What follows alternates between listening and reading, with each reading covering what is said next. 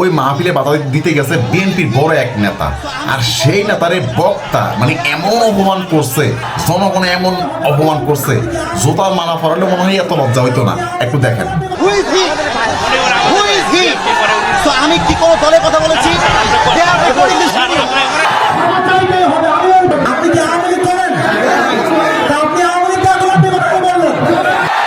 আরে আমি তো শেখ হাসিনাকে গুনি নাই, আপনি কোন মুখের জন্য আমি কি করবেন? আপনারা আমাকে কি করবেন? যেখানে যেই নেতা বাধা দিবে জুতা পিড়ালে লাফাই দেওয়া হবে। আল্লাহর কোরআন দিয়ে আইন চলবে, এটা কোন রাজনৈতিক কথা হইতে পারে? এটা মুসলমানদের কই যেতে হবে? ক্ষমা চাওয়া লাগবে, ক্ষমা চাওয়া লাগবে, ক্ষমা চাওয়া লাগবে এখানে।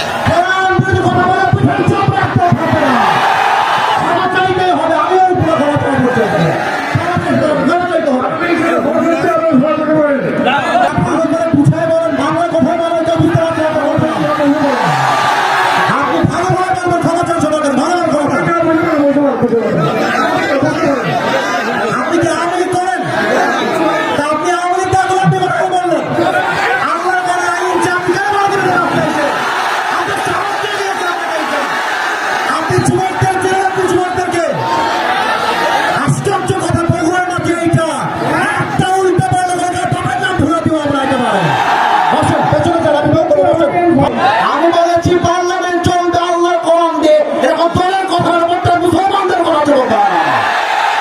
পলিটিক্যাল পার্টি আপনি কি বুঝলেন নিয়ে এটা?